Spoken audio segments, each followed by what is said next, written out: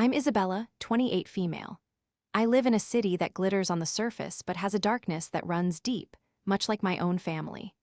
As an event planner, my life is a carefully curated series of schedules, checklists, and forced smiles, skills I learned not from my profession, but from surviving my childhood. For the past year, I thought I'd finally built something for myself, a life with my fiancé, Liam, that was separate from the toxicity I grew up with. But I was about to learn that you can't escape the rot when you're still connected to the roots, and that the people who are supposed to love you the most can be the ones to set your world on fire. Before this story unfolds, I'd love to connect with you.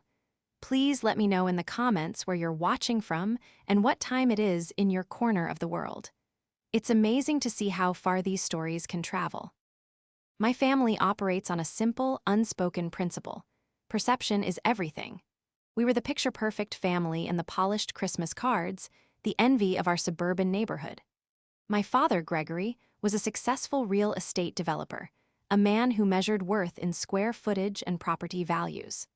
My mother, Brenda, was the quintessential homemaker, whose love was conditional upon appearances and whose approval was a currency I could never seem to earn enough of. And then there was Chloe. My younger sister, Chloe, was the sun around which our family's universe revolved. She was beautiful, vivacious, and utterly ruthless. From a young age, she learned that a well-timed tear or a charming smile could get her anything she wanted, and our parents were her most willing enablers. Growing up, I was the responsible one, the sensible Isabella, while Chloe was showered with praise for her fleeting passions, a week of ballet, a month of painting. I was simply expected to get good grades, manage my chores, and stay out of the way. My achievements were met with a nod, my struggles with a dismissive wave. "Oh, Isabella will figure it out. She always does," was my mother's constant refrain. It taught me to be self-reliant, but it also taught me that my worth in their eyes was functional, not emotional. I was the sturdy, reliable foundation, while Chloe was the dazzling, ornamental chandelier they loved to show off. When I met Liam, it felt like a door opening to a different world. He was an investment banker, ambitious and sharp, with a charm that could disarm a boardroom. He seemed to see me. He praised my meticulous nature, admired my ambition in building my own event planning business from scratch, and told me he loved my quiet strength. For the first time, I felt valued for who I was, not for what I could do for someone else.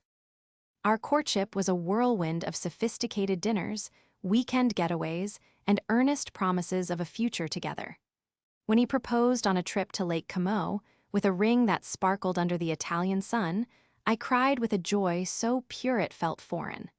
I truly believed I had found my person, my escape. Bringing him into my family's orbit was the true test. Initially, they were delighted. Liam was, in their eyes, the perfect match. He had the right pedigree, the right profession, the right income bracket. My father saw a potential business ally, and my mother saw a son-in-law she could boast about at her country club luncheons. Chloe, however, saw something different. She saw a prize. Her flirting was blatant from the beginning, masked just enough by a veneer of sisterly affection. She'd touch his arm a little too long, laugh a little too loudly at his jokes, and always position herself next to him in family photos. "Oh, Izzy, you're so lucky. If you hadn't snagged him first, I might have had to steal him," she'd say with a wink, and everyone would laugh as if it were the most charming joke in the world. I'd force a smile, my stomach twisting into a knot. Liam would chuckle and wrap an arm around me, saying, "Sorry, Chloe, this one's all mine." It seemed innocent enough, but the look in Chloe's eyes was anything but. It was the same look she had when she was 6 and decided she wanted my favorite doll, the one she promptly broke and discarded once it was hers. As the wedding planning began, my professional life and personal life collided. I wanted a small, intimate ceremony, something that felt authentic to me and Liam. My mother and Chloe, however, had other plans. They steamrolled my ideas, insisting on a grand affair at the most exclusive venue in the city. "You have to think of the family's image, Isabella," my mother would say, her tone leaving no room for argument. "We can't have people thinking Gregory's daughter had a shabby little wedding." Liam, to my disappointment, sided with them. "Let them have their fun, babe," he'd say, trying to placate me. A big party could be good for networking. You know how important connections are. Every decision became a battle. The guest list swelled with my father's Busains. Associates. The catering was chosen based on what would impress my mother's friends. And the dress was my one last stand. I found it in a small, independent boutique. It was elegant and understated, with delicate lace sleeves and a classic silhouette. It was me. When I tried it on, I felt like a bride. My mother and Chloe were unimpressed. "It's a bit plain, don't you think?" Chloe commented, wrinkling her nose. "You need something with more drama, more sparkle." But for once, I held my ground. I bought the dress, my one piece of sanity in a wedding that was quickly becoming a production staged by my family, starring me in a role I no longer recognized. It hung in my old bedroom at my parents' house, a symbol of a dream that was slowly being corrupted, a golden facade hiding a rapidly decaying core. The week before the wedding was a blur of last-minute appointments and rising tension. My parents' house, where I was staying to finalize arrangements, felt like a pressure cooker. Every conversation was laced with passive-aggressive comments, and the air was thick with unspoken resentments. Chloe was in her element, flitting about with an air of self-importance, acting more like the bride than the maid of honor. She'd help by rearranging my seating charts, questioning my floral choices, and offering unsolicited advice on my hair and makeup. Each suggestion was a thinly veiled criticism, a way to assert her dominance.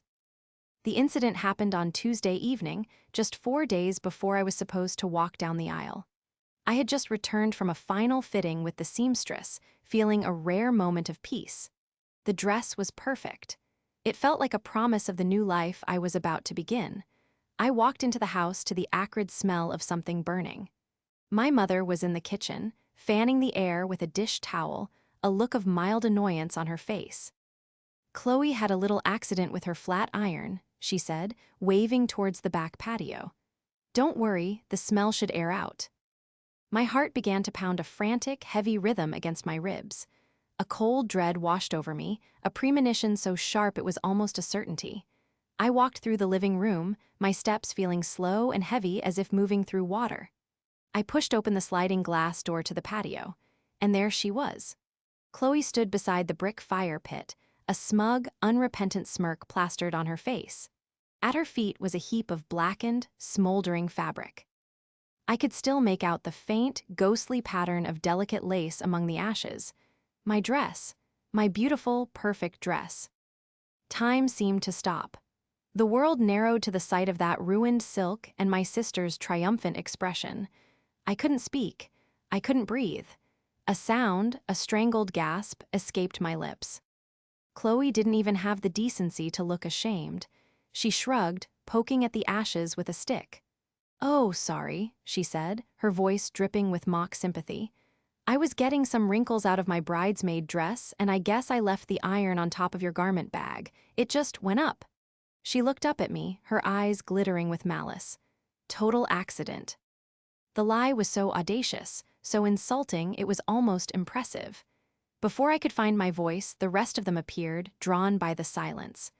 My fiancé, Liam, my rock, the man who was supposed to be my partner, walked out and stood not beside me, but beside Chloe. My parents, Eleanor and Richard, followed, their faces carefully blank.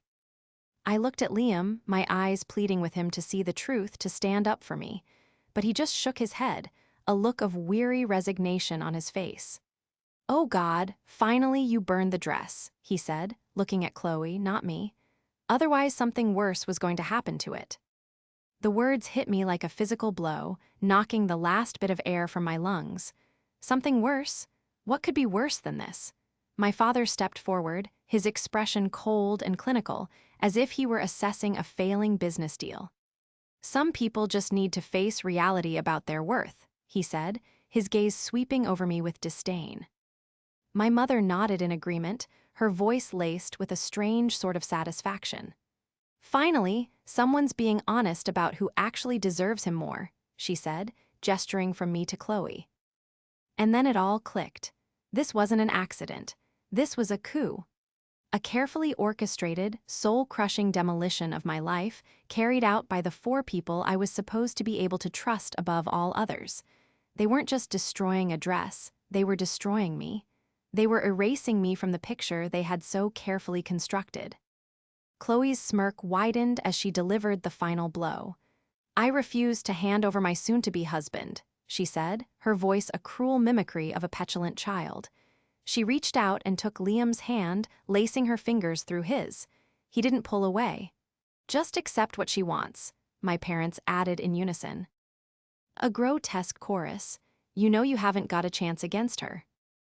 In that moment, something inside me shifted.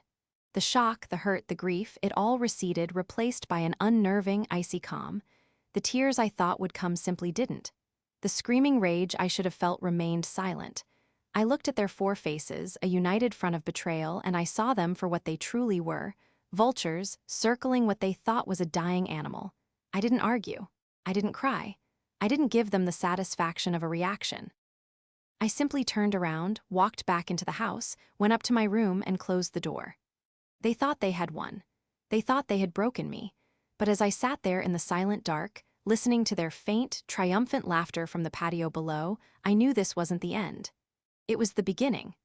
That night, I made a few calls and changed a few things. They had no idea that the quiet, sensible Isabella they had underestimated her entire life was about to burn their world to the ground. And all it would take was a few phone calls and a 6:15 a.m. wake-up call they would never see coming. The silence in my room was a living thing, buzzing with the echoes of their cruelty. For a few minutes, I just sat on the edge of the bed, my hands clasped so tightly my knuckles were white. The numbness was a shield, a gift from my overwrought nervous system. It held the tidal wave of pain at bay, allowing a different part of my brain to whir to life, the part that planned, organized, and executed, the event planner, the problem solver, the Isabella they always relied on to figure it out.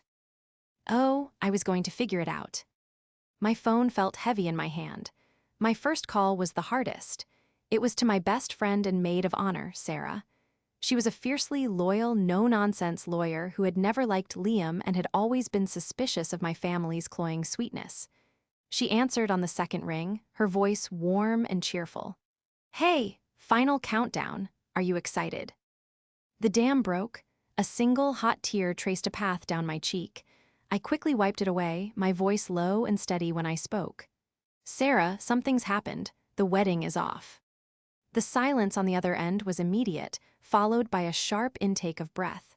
"What do you mean off? What did he do?" I gave her the abridged version, my words clipped and devoid of emotion. I told her about the dress, about Chloe's smirk, about Liam standing by her side, and the final, crushing words from my parents. I didn't need to embellish. The bare facts were damning enough. With each word, I could feel her sympathy turning into a cold, hard rage on my behalf. "That absolute, I'm coming over right now," she seethed. "No," I said, my voice firm. "Don't. They can't know I've spoken to anyone. They think I'm up here falling apart. I need them to keep thinking that. But I do need your help." "Anything," she said instantly. "Name it. Legal advice, a character witness, an alibi." I almost smiled. "Legal advice, for starters. Liam and I, we have joint accounts. A savings account for the wedding and a joint checking for household bills at the new apartment. And the apartment lease is in both our names." "Okay," she said, the lawyer in her taking over. "Listen to me very carefully, Izzy.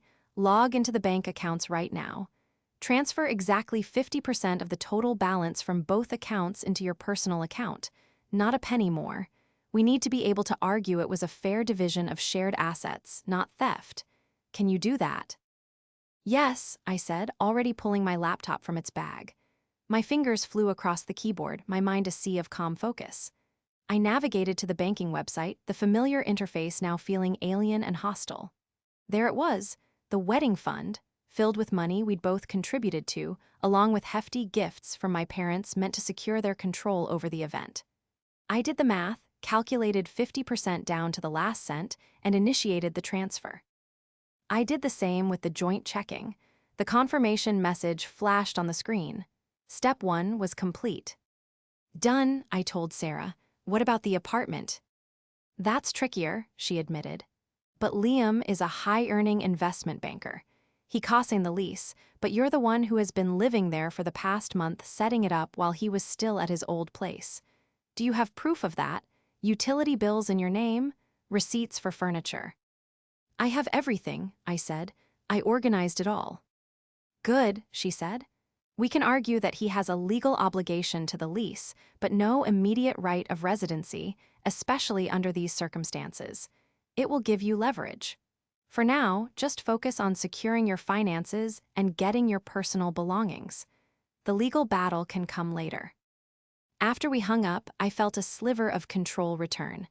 The next few calls were easier, more logistical. I called the wedding venue, the caterer, the florist, the band. I used my professional voice, the calm, authoritative tone of an event planner facing an unexpected cancellation.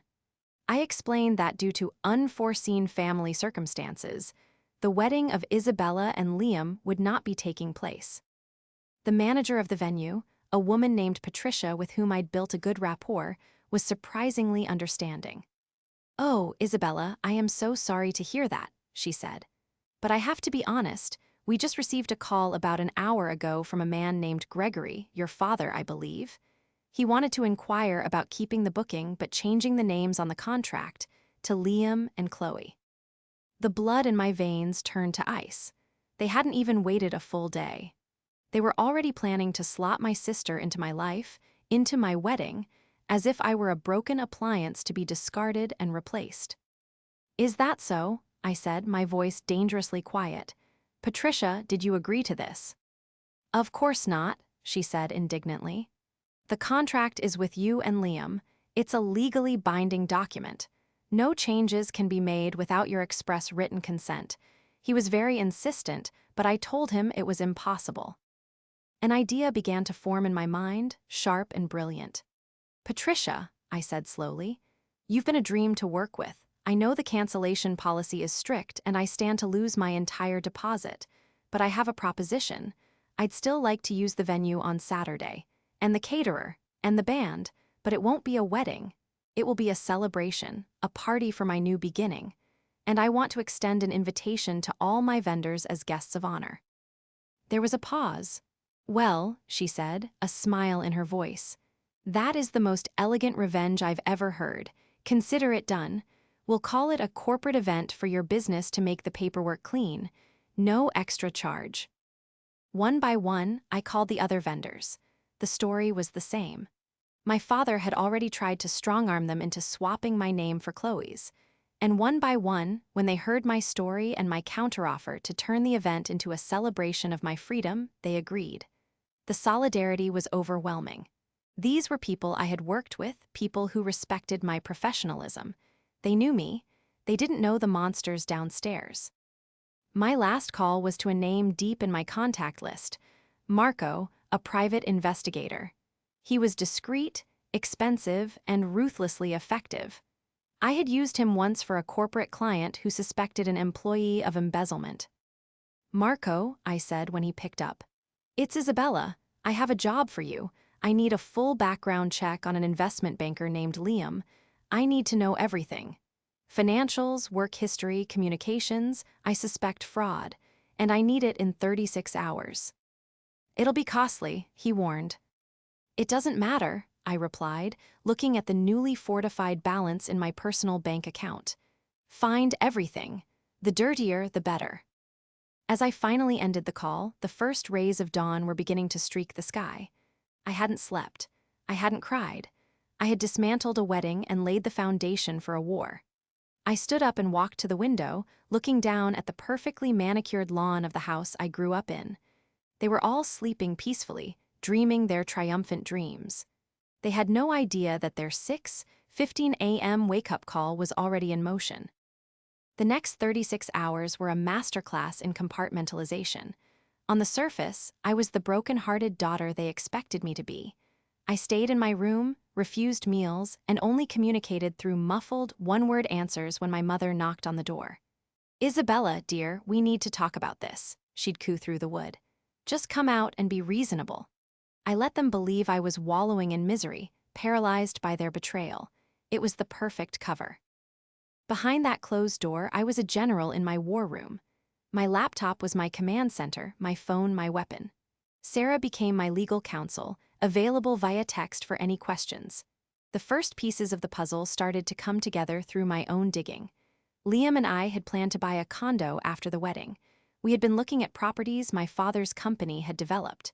I pulled up the emails, the preliminary paperwork, the financial disclosures, and then I saw it. A document I had overlooked in the excitement of planning, a finder's fee agreement promising a significant commission to a third party upon the final sale. The third party listed was a holding company I didn't recognize. A quick search of the company name revealed it was a shell corporation, and the sole director was my sister, Chloe. It was a classic kickback scheme. My father was using our purchase to funnel money to Chloe, tax-free, and Liam had to have known. His signature was on the disclosure forms. They weren't just planning a wedding, they were closing a deal, and I was the pawn they were using to move the pieces. He, perfect, son-in-law my father approved of wasn't just about his career. It was about his willingness to be complicit. The next breadcrumb came from social media. Chloe, in her typical fashion, couldn't resist flaunting her victory, albeit subtly. She posted a photo to her private story, a picture of a champagne flute with a man's watch next to it. The caption read, "Celebrating future plans." The watch was a Rolex, Liam's Rolex. I recognized the distinctive blue face instantly. I had bought it for him as an engagement gift. The timestamp on the photo was from 3 months ago. 3 months. This betrayal wasn't a spontaneous decision made in the heat of the moment. It had been a long, calculated con. They had been seeing each other behind my back for months, all while he was professing his undying love to me, and we were planning our future together. The nausea that rose in my throat was acidic. While I was untangling the family conspiracy, Marco, the private investigator, was digging into Liam's professional life. His first report came in via a secure email late Wednesday night. The subject line was simply, "Update 1." The contents were explosive. Liam, the star investment banker, was a fraud. He had been under internal investigation at his firm for the last 6 months for insider trading. According to Marco's source, the evidence was damning, but the firm was trying to handle it quietly to avoid a scandal. They had given Liam an ultimatum: resign and walk away, or they would hand the file over to the SEC. He was living on borrowed time, about to lose his job, his income, and any chance of ever working in finance again. Suddenly, everything made a sickening kind of sense. His desperation to marry into my wealthy family, his willingness to go along with my father's shady real estate deal, his eagerness to please them over me, it wasn't about love or ambition. It was about survival. He needed my family's money and my father's influence to land on his feet after the inevitable crash. He wasn't choosing Chloe over me because he loved her more. He was choosing the path of least resistance, the option that came with a guaranteed financial safety net, enthusiastically provided by my father. Chloe wasn't stealing my fiancé. She was acquiring a desperate asset my father was bankrolling. The final piece of the puzzle, the one that made my blood run cold, arrived in Marco's second email on Thursday afternoon. The subject line was, "Insurance." Attached was a copy of a recently updated renter's insurance policy for the apartment Liam and I were supposed to share. The policy had been updated just last week. Liam had added a special rider, a high-value floater, for a single item, a custom-designed couture wedding dress. The value was insured for $50,000, nearly 3 times what I had actually paid for it. The policy clearly stated that it covered accidental damage, including fire. My mind reeled. "Oh God, finally you burned the dress," Liam had said. "Otherwise something worse was going to happen to it." He wasn't talking about something worse happening to the dress. He was talking about something worse happening for him. If I had simply discovered their affair, I would have called off the wedding. The dress would have been returned, the insurance rider useless. But with the dress accidentally destroyed before the wedding was officially canceled, he could file a claim. He and Chloe weren't just content with stealing my fiancé and my wedding, they had conspired to commit insurance fraud and profit from my pain. They planned to use the payout to fund their new life together. I leaned back in my chair, the screen of the laptop illuminating my face in the dark room. The intricate web of their deceit was laid bare before me. It was worse than I could have ever imagined. It was a conspiracy of greed, betrayal, and staggering arrogance. They had all played their parts: the manipulative sister, the cheating fiancé, the enabling parents. They all thought they were so clever, so untouchable. They had underestimated me at every turn. They saw me as quiet, sensible, and weak.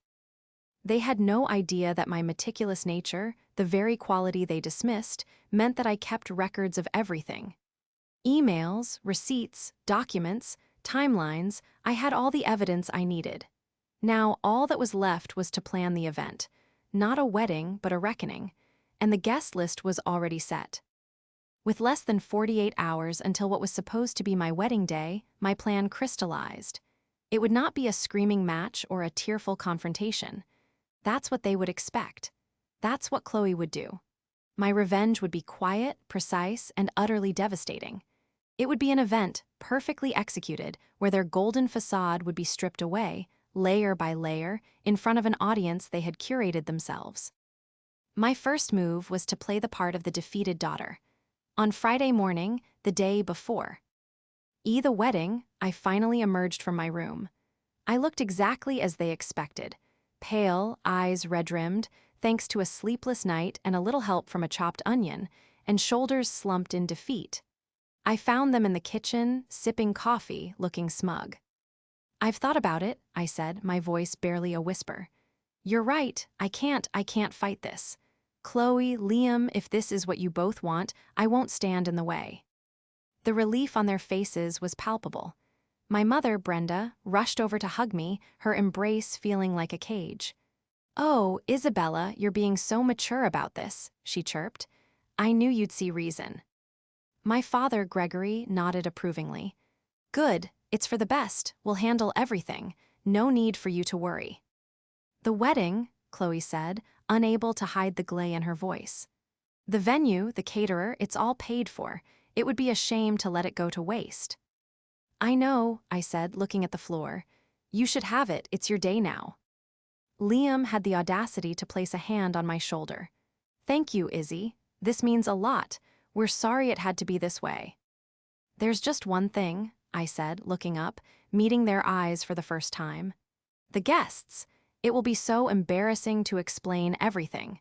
Can we just let them think it was always meant to be Chloe, that there was a mix-up with the invitations?"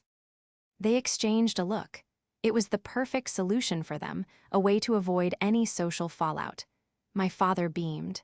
"A brilliant idea, Isabella. Simple and clean. We'll just say the printer made an error on the first batch. We'll make a few calls to the most important people to clarify." "Thank you," I said, retreating back to the safety of my room before they could see the ice in my eyes. They were swallowing the bait, hook, line, and sinker. Next, I spent the day on logistics. I drafted a series of emails, each one a carefully placed domino.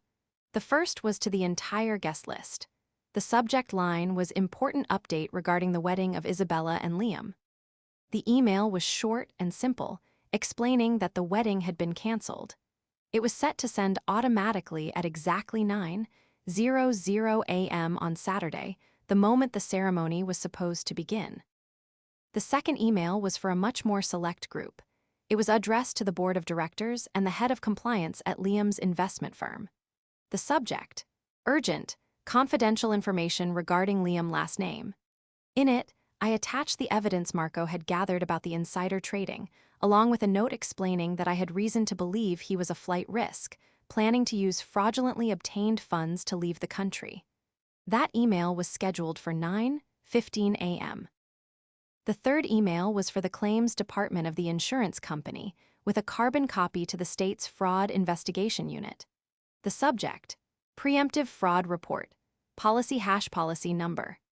It contained a detailed timeline of events, a copy of the inflated insurance rider for the dress, and a sworn affidavit from me stating that the destruction of the dress was not accidental.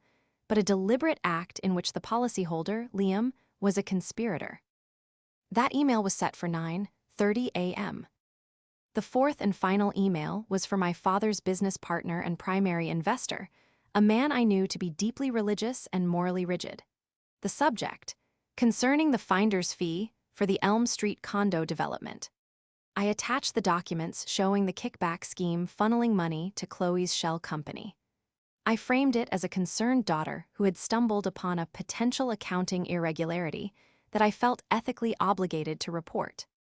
That one was scheduled for 9:45 a.m. With the digital traps set, I turned my attention to the main event. I contacted Patricia at the venue. "Patricia," I said, "change of plans. The corporate event is now a cancellation announcement. I need a microphone and a projector, and please ensure the open bar is fully stocked from the moment the doors open. I have a feeling the guests are going to need it." I then packed a small overnight bag with my essentials: my laptop, my phone, the folder of printed evidence, and a single, stunning emerald green dress, a color that symbolized renewal and, in this case, retribution. I slipped out of the house in the late afternoon while they were all busy calling their friends to spread the lie about the invitation mix-up. I checked into a hotel suite overlooking the city. As night fell, I sat by the window, watching the lights twinkle to life. It was my bachelorette night. Instead of celebrating with friends, I was alone, finalizing the details of my family's demise. There was no joy in it, only a grim, steely resolve. They had forced my hand. They had left me with nothing, so I had nothing to lose. They believed they were waking up to a wedding, a victory, the cementing of their perfect, corrupt world. They had no idea they were wacky. NG up to an execution. The stage was set, the audience was invited, and the performance was about to begin. Saturday morning, my wedding day. I was awake long before the sun, watching the gray pre-dawn light spill over the city skyline from my hotel room. There was no nervousness, no flutter of bridal excitement. There was only a profound and unsettling calm. I showered, did my makeup with meticulous care, and slipped into the emerald green dress. It felt like armor. At precisely 6:15 a.m., my phone buzzed. It was a text from Sarah. "Showtime, you got this." I took a deep breath and made my first move. I logged into my father's premium account with the city's most respected newspaper, an account I knew the password to from years of helping him with his business. I went to the announcements section and submitted a last-minute notice for the Sunday paper's society pages. It was short and to the point. The engagement and planned wedding between Isabella, last name, daughter of Gregory and Brenda, last name, and Liam, last name, has been terminated due to the discovery of Mr. Last Name's ongoing affair with the bride's sister, Chloe, last name, and their conspiracy to commit insurance and financial fraud. It would be a quiet little bomb, detonating in the hands of their entire social circle the following morning. Then I opened a ride-sharing app and requested a car to a very specific address, the corporate headquarters of Liam's firm. The ride was silent, the streets still quiet. I arrived just after 7:00 a.m. and waited. I didn't have to wait long. At 7:30 a.m., a black town car pulled up. Two men in severe, dark suits got out. They looked like they meant business. They were the firm's head of security and a senior partner from the legal department. I stepped out of the shadows. "Excuse me," I said calmly. "I'm Isabella. I believe you'll be looking for Liam, last name, today. He won't be at his apartment.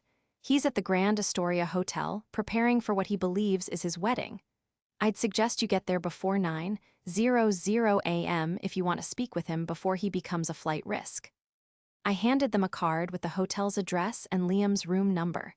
They looked at me, then at the card, and a grim understanding passed between them. They got back in their car and sped off. My next stop was just a few blocks away, the main office of the state insurance board. Even though my email wouldn't arrive for another couple of hours, I wanted to deliver a hard copy. I had a full, printed dossier of the evidence, which I handed to the overnight security guard with instructions to deliver it to the head of the fraud division the moment he arrived. Another domino was in place. By 9:30 a.m., I was sitting in a quiet corner of a coffee shop across the street from the wedding venue. Guests began to arrive, dressed in their finest. My parents stood at the entrance, greeting everyone with wide, false smiles. I saw my father pulling aside his most important business associates, whispering his lies about the invitation mix-up. Chloe was radiant, flitting from group to group, soaking up the attention. She was wearing a white dress, not my dress, but an ostentatious, sparkling monstrosity that was completely her style.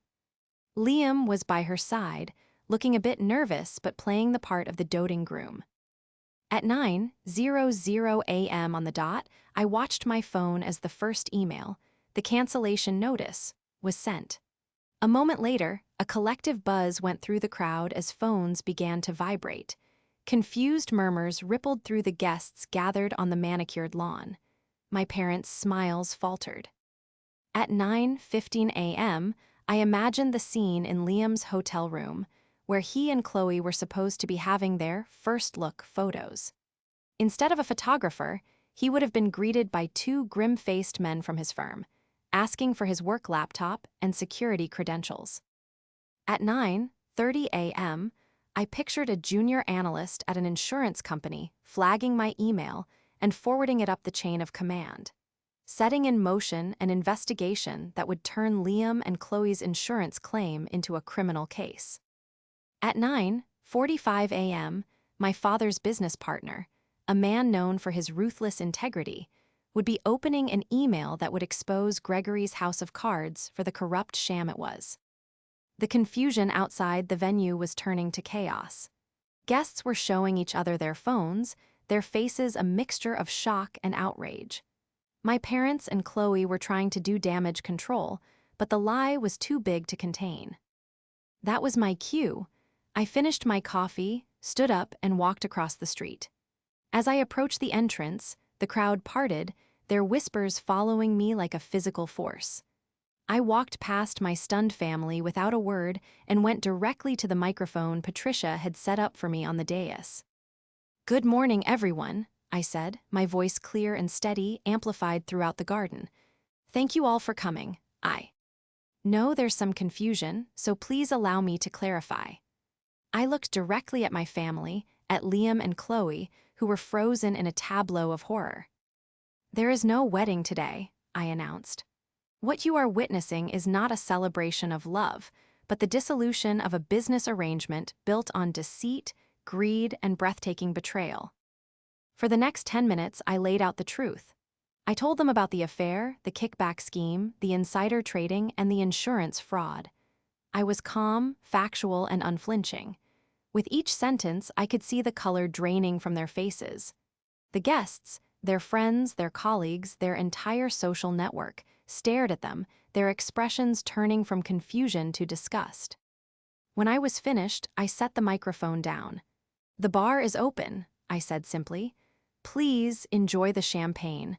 My family has a lot to pay for, but today this is on me." I turned and walked away, not looking back. I could hear the eruption of angry questions, the frantic denials, the complete and utter implosion of their perfectly curated world. The show was over. The stage was in ruins, and I was, for the first time in my life, completely free. The aftermath was not a single explosion, but a series of controlled demolitions that played out over the following weeks. I didn't stick around to watch. I left the city that same afternoon, heading to a small coastal town where the air was clean and no one knew my name. I needed to breathe. Sarah kept me updated, her texts reading like dispatches from a war zone. Liam was fired, of course. The firm didn't press charges, opting instead to bury the scandal, but they blacklisted him so thoroughly he'd be lucky to find a job managing a fast food restaurant. The SEC, tipped off by my information, launched its own formal investigation. His financial ruin was swift and total. Last I heard, he was drowning in legal fees. Chloe and Liam were both charged with conspiracy to commit insurance fraud. The open and shut case, built on the evidence I provided, meant they had no choice but to plead guilty. Chloe, the pampered princess who had never faced a single consequence in her life, was sentenced to community service and a hefty fine, which my parents had to pay. The conviction, however, tarnished her influencer brand permanently. Her followers dwindled, and her sponsorships dried up. She was left with nothing but the ugly truth of who she was, exposed for all to see. My father, Gregory, faced the most catastrophic fallout. His business partner, appalled by the kickback scheme, initiated a full audit of their joint ventures. He uncovered years of creative accounting and shady deals. He pulled his funding, dissolved the partnership, and systematically dismantled my father's real estate empire. My parents were forced to sell their mansion, their cars, and their country club membership. They went from being pillars of the community to social pariahs overnight. The Sunday paper's society page announcement was, as Sarah put it, the nail in the social coffin. My mother, Brenda, was perhaps the most broken of all. Her entire identity was tied to her husband's success and her family's image. With both shattered, she had nothing left. She tried to call me several times, leaving tearful, rambling voicemails that swung between blaming me for ruining the family and begging for forgiveness. I never called her back. Forgiveness was a currency I no longer dealt in. Love, in my family, had always been transactional. I was simply closing the account. For my part, I used the money I had reclaimed, my half of our joint funds, to start over. The corporate event I had thrown for my vendors paid off in unexpected ways. They were so impressed by my grace under pressure and so loyal after I had stood up for them against my father's bullying that my event planning business boomed. Referrals poured in. I was no longer just Isabella, the reliable planner. I was a woman who could handle a crisis, a woman of integrity. I rebranded my company, focusing on corporate clients who valued professionalism over prestige. The healing process was slow and complex. There were days of profound sadness, grieving the family I wished I had, the love I thought was real. But with each passing day, the grief was replaced by a sense of peace. I had spent my entire life trying to earn their approval, twisting myself into shapes that would please them, all for nothing. The betrayal, as painful as it was, had been a liberation. It forced me to see that the golden facade of my family was a cage, and I had finally found the key. A year later, I was walking along the beach in my new town, watching the sunset paint the sky in hues of orange and pink. My phone rang. It was Sarah. "You are not going to believe this," she said, laughing. "I just saw your sister. She's working as a hostess at a chain restaurant downtown, and your mother was with her, waiting to pick her up in a Tenye. Our old sedan." I listened, a small, genuine smile touching my lips for the first time in a long time. There was no triumph, no surge of vengeful glee. There was only a quiet sense of closure. Their grand, glittering world had been built on a foundation of lies, and it had crumbled under the weight of the truth.